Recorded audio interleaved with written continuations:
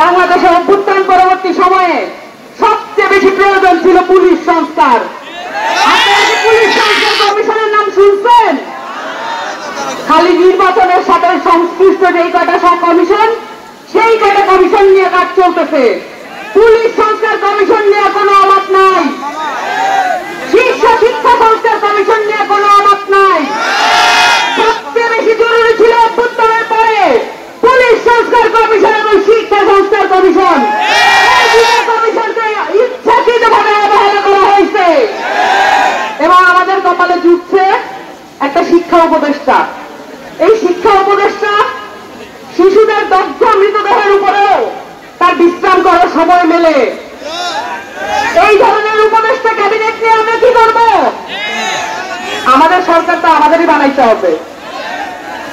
Police সংস্কার কমিশনের পরেও আমাদের এটা দাবি ছিল বাংলাদেশের প্রত্যেকটা পুলিশের ঘাঁটিতে নতুন করে পুলিশ মোতায়েন করা।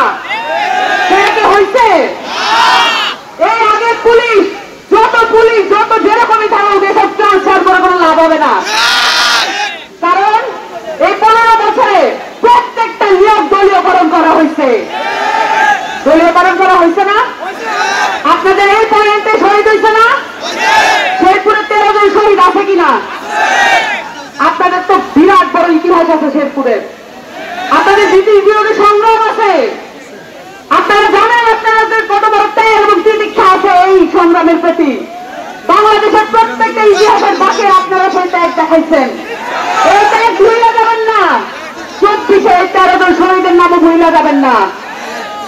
আমরা আরো দেখতেছি এইখানে ডিজিএফআই এর দ্বারা বাংলাদেশে 15 বছরে যত রকমের গুম খুন হয়েছে সবকিছুকে এখানে লেজিটিমাইজ করা হয়েছে।